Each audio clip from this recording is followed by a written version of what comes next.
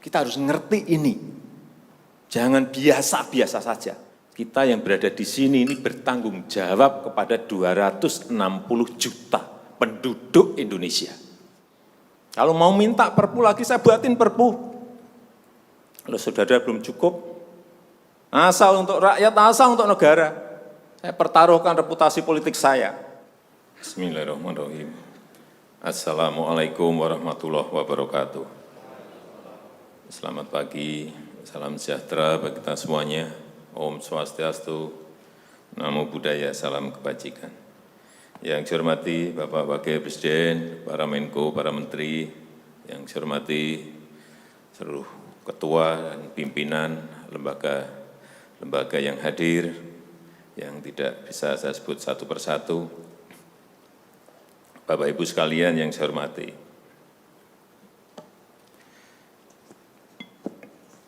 suasana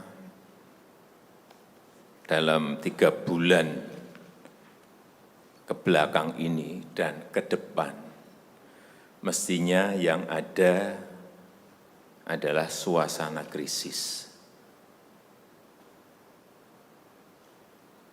Kita juga mestinya juga semuanya yang hadir di sini sebagai pimpinan, sebagai penanggung jawab, kita yang berada di sini ini bertanggung jawab kepada 260 juta penduduk Indonesia. Ini tolong digarisbawahi. Dan perasaan itu tolong sama, kita sama. Ada sense of crisis yang sama. Hati-hati.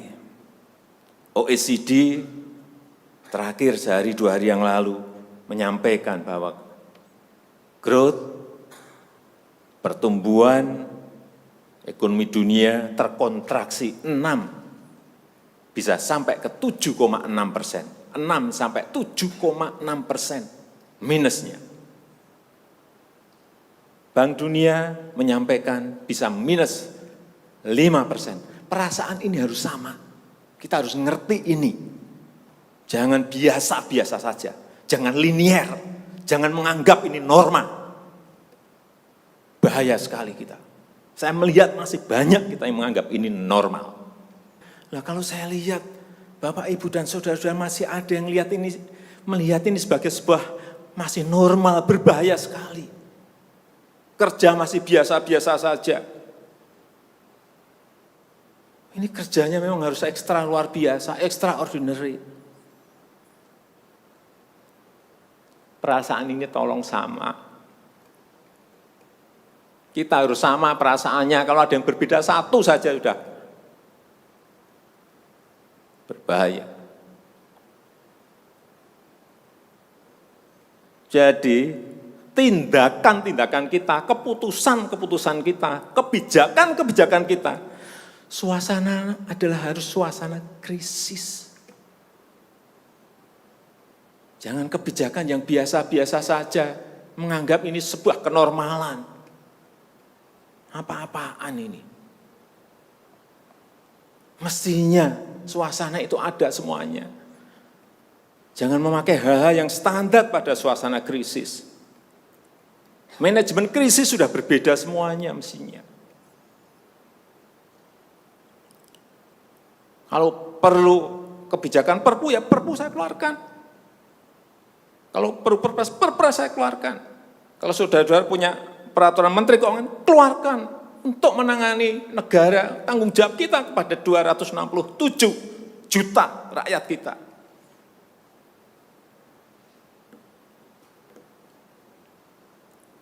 Saya lihat masih banyak kita ini yang seperti biasa-biasa saja. Saya jengkelnya di situ. Ini apa enggak punya perasaan, suasana krisis.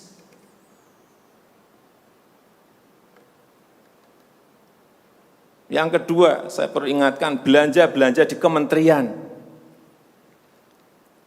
Saya lihat laporan masih biasa-biasa saja.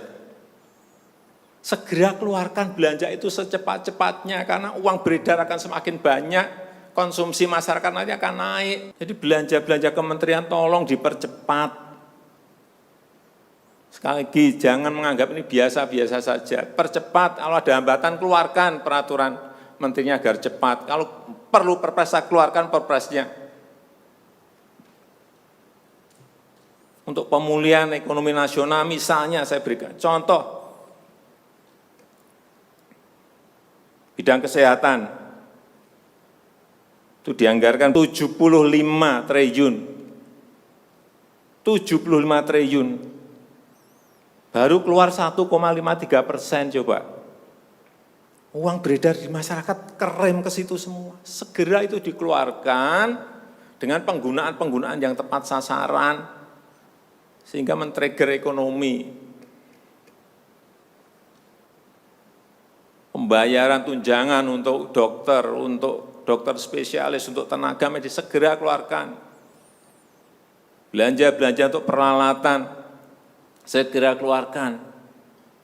Ini sudah disediakan 70-an triliun seperti itu.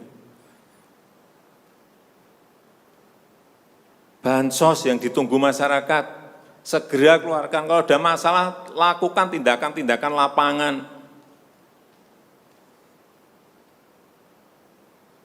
Meskipun sudah lumayan, tapi baru lumayan. Ini extraordinary.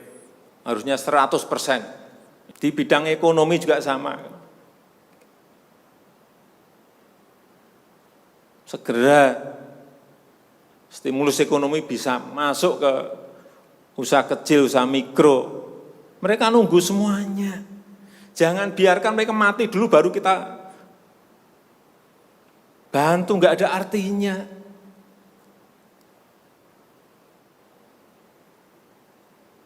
Berbahaya sekali kalau perasaan kita seperti nggak ada apa-apa, berbahaya sekali. Usaha mikro, usaha kecil, usaha menengah, usaha gede, perbankan, semuanya yang berkaitan dengan ekonomi manufaktur, industri, terutama yang padat karya, beri prioritas pada mereka supaya enggak ada PHK. Jangan sudah PHK gede-gedean, duit rupiah pun belum masuk ke stimulus ekonomi kita. Hanya gara-gara urusan peraturan. Ini extraordinary. Saya harus ngomong apa adanya, enggak ada progres. Yang signifikan enggak ada.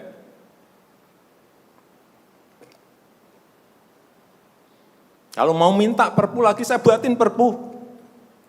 Kalau saudara belum cukup, asal untuk rakyat, asal untuk negara. Saya pertaruhkan reputasi politik saya.